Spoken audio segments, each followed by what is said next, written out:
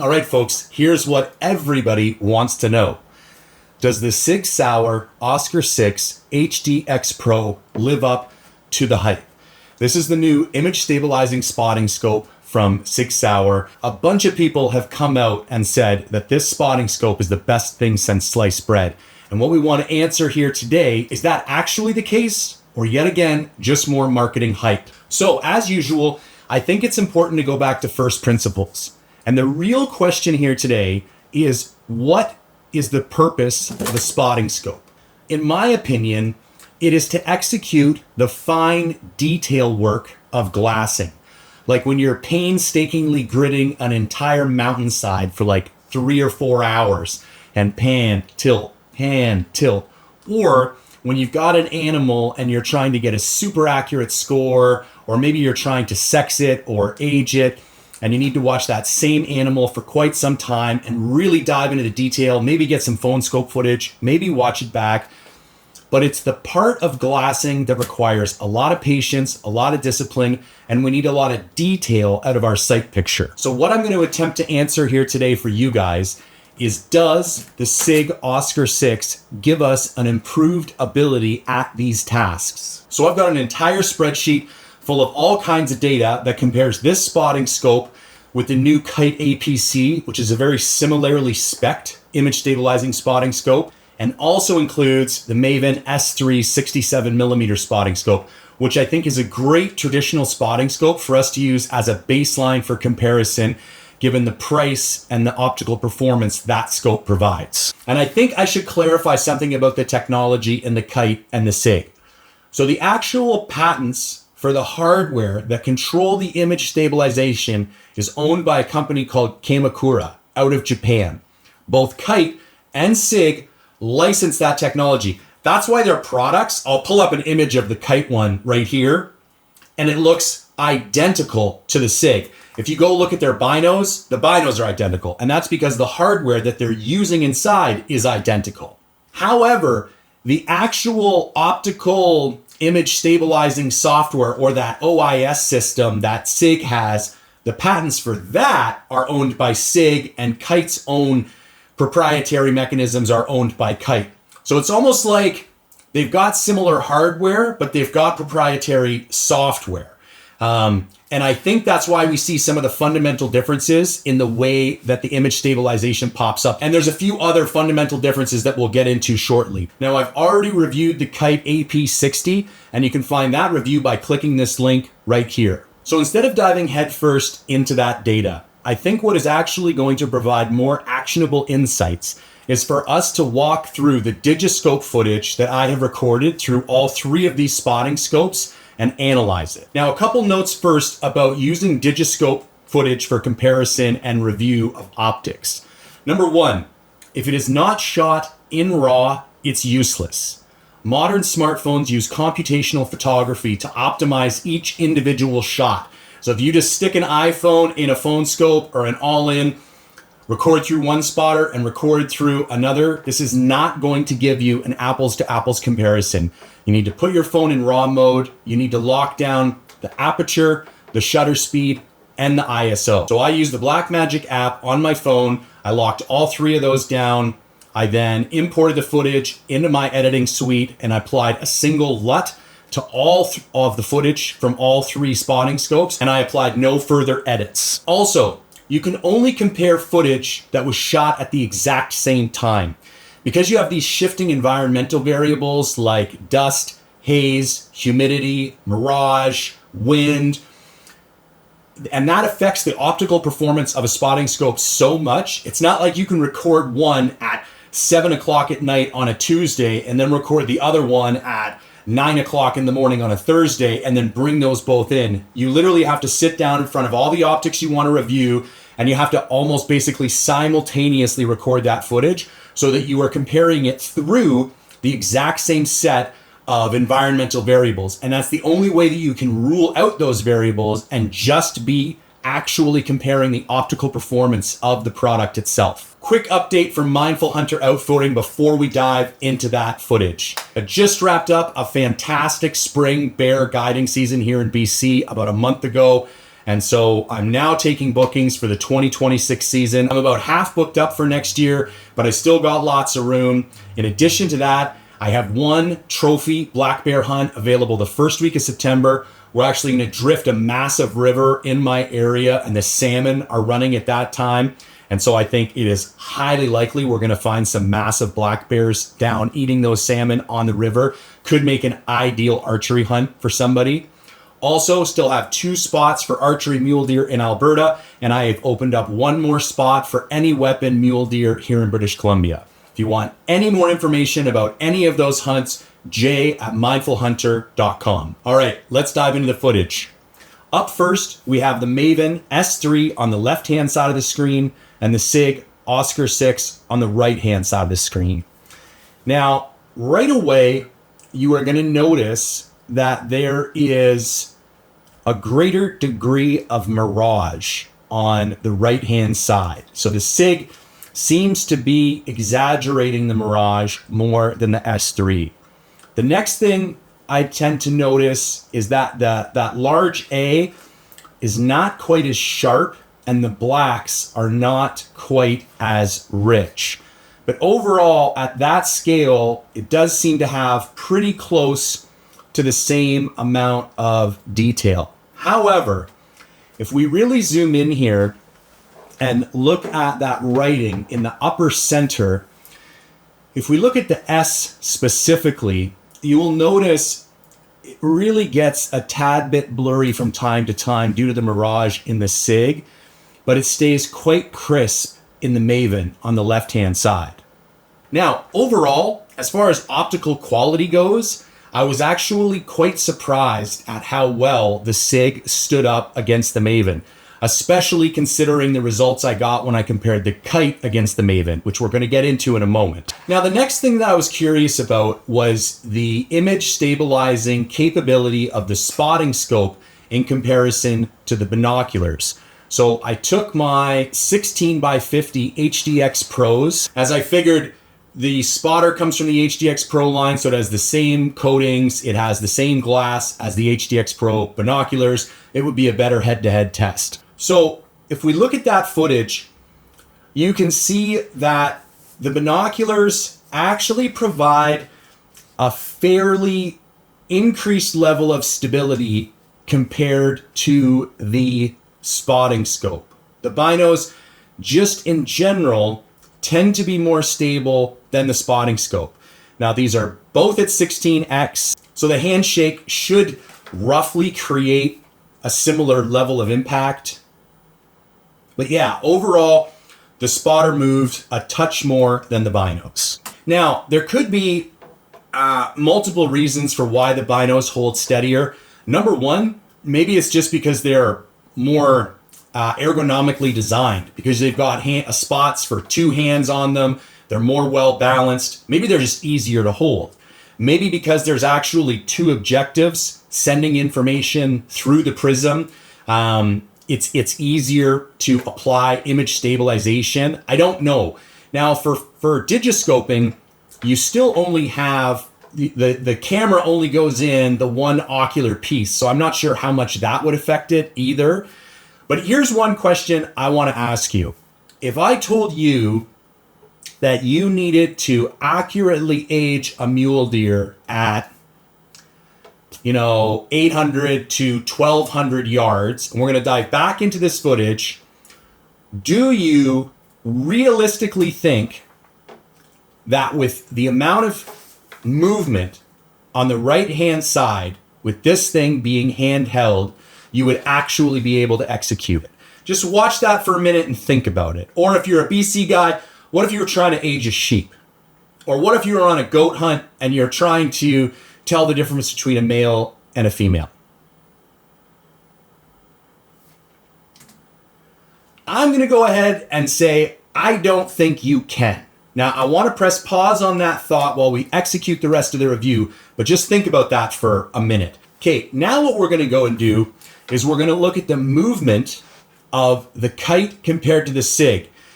Now, I want you to take this footage with a grain of salt because like I said earlier, these were recorded on different days. So we are not using this footage to analyze the differential and optical performance between the kite and the Sig. We are merely looking at the movement itself. Looking at this footage right now, you will notice the kite stabilization is a little more stuttery. Like it doesn't seem to be as fluid as that of the Sig. Now they're very close. I got to give the edge here to Sig. I think there's slightly less movement when in image stabilizing mode and being handheld. And I also think the compensation is a little more fluid and not quite as kind of herky-jerky as the kite is. Now, for the final batch of footage, we are going to look at the Maven versus the kite. Because I didn't have the kite and the Sig here at the same time, I can't do a head-to-head comparison of the optical performance. But I already assessed the optical performance of the Maven versus the Sig. Now I can go back and show the optical performance of the Maven versus the kite, and we should be able to draw some conclusions about how the kite would stand up against the Sig. Okay, so diving into that footage, we can see here that the Maven was far more dominant over the kite than it was over the Sig. It was really neck and neck with the Sig, but here we can see the Maven is far crisper, far cleaner, lots more detail.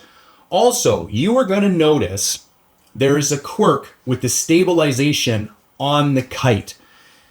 When you have the kite on a tripod and you leave image stabilizing on, it introduces these weird, like little centering movements that clearly aren't there from the tripod because the Maven's not moving at all. And this footage was shot almost simultaneously. And the whole point of having image stabilizing on while it's on a tripod is that it's supposed to be able to reduce wind shake and other such vibration.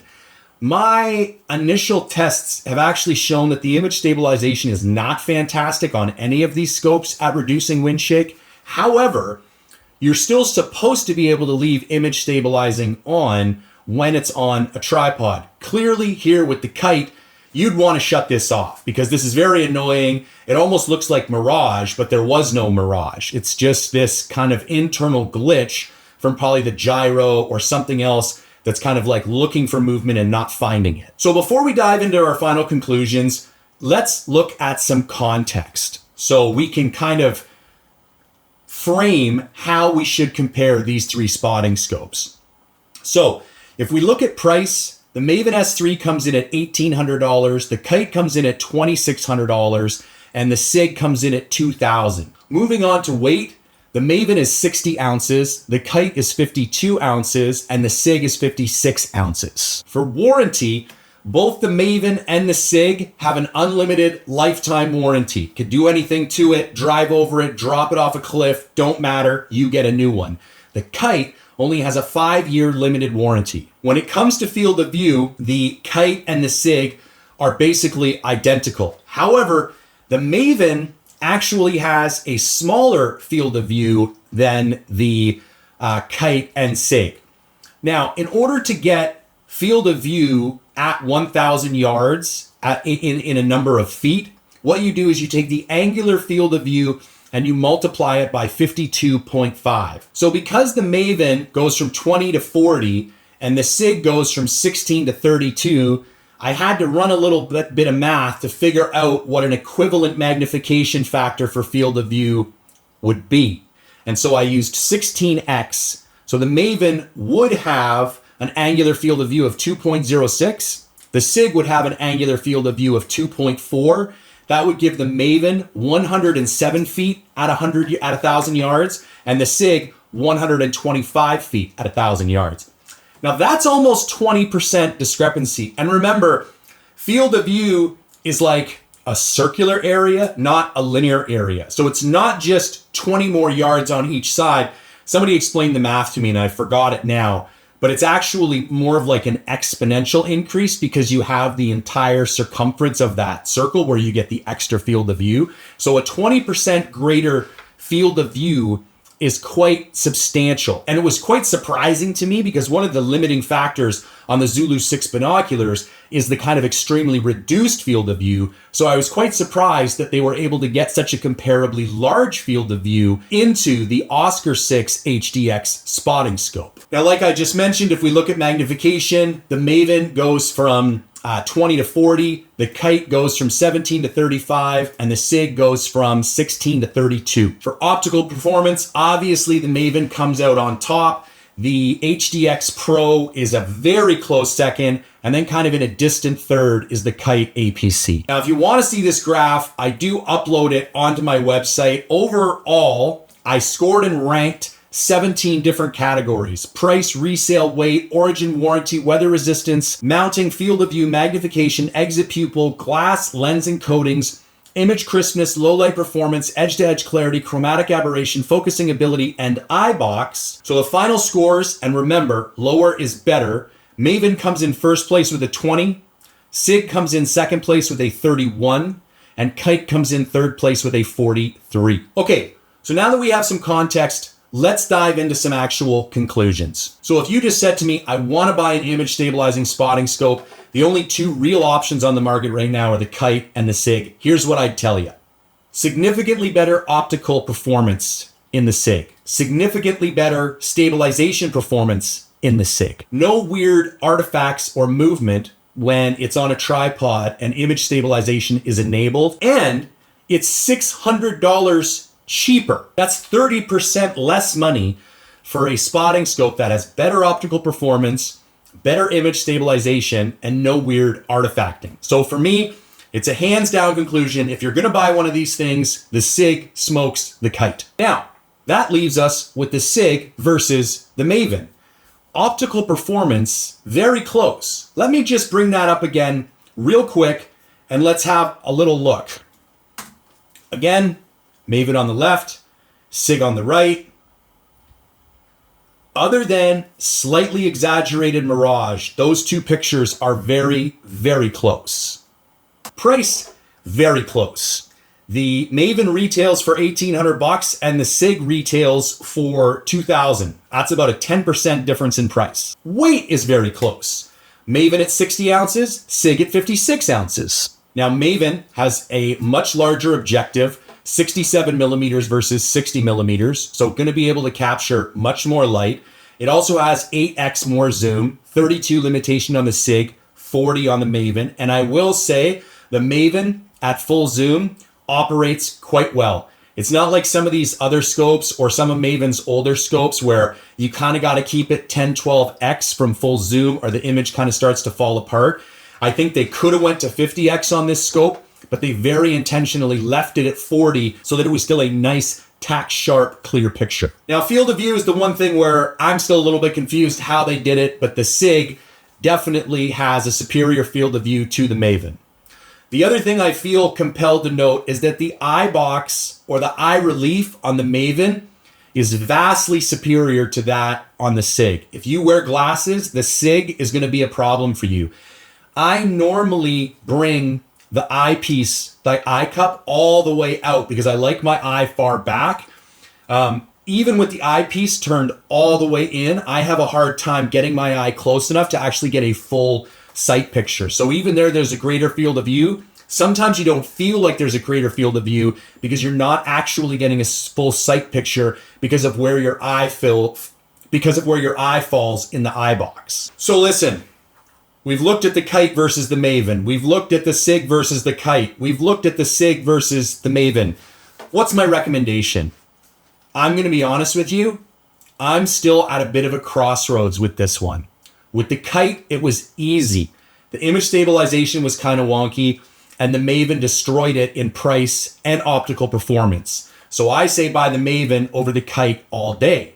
However, the Sig really surprised me. I was not expecting the handheld stabilization to be as good as it is and the optical performance to be as good as it is. Because I own the binos, and yes, I own 3 pairs of Zulu 6. I like them so much. I have 16 by 50s, 12 by 42s, and 10 by 30s.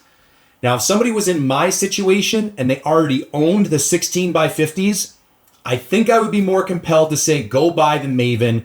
Slightly larger objective, slightly better optical performance, better ergonomic experience as a whole, slightly better eye box, better zoom. It's just like a slightly nicer feeling scope. However, if you don't own image stabilizing binos and you don't own a spotting scope right now, and you just wanted to know what's the one spotting scope I should buy, I definitely can't come right out and say, don't buy the Sig Oscar 6. Now, I am still at a bit of a loss as to the benefit of image stabilization on a spotting scope. I know a lot of these guys came out with these videos and said you could pull it out of your pack at the last minute and watch a mule deer as it went over the rise or off into the timber. But can we please go back and look at the amount of movement that it actually has? Like, there is the handheld movement in the Oscar 6 at 16x.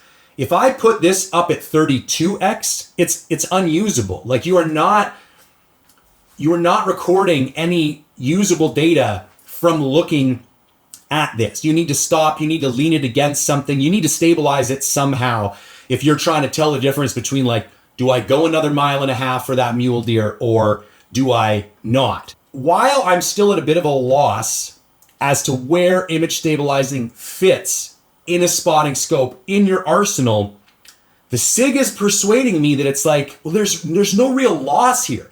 Like, if we do a cost benefit analysis, the thing only costs $200 more. It has almost the exact same optical performance. It's very close in a whole bunch of areas, and you get the image stabilization. Now, I will continue to use this spotter over the next couple months. And as I come up with use cases for it, I will share them with you because, like I said, I'm still at a crossroads, and this ended up being way closer than I thought it would be. Now, this review may have left you with more questions than answers, but that's just what happens sometimes when you honestly look at the data.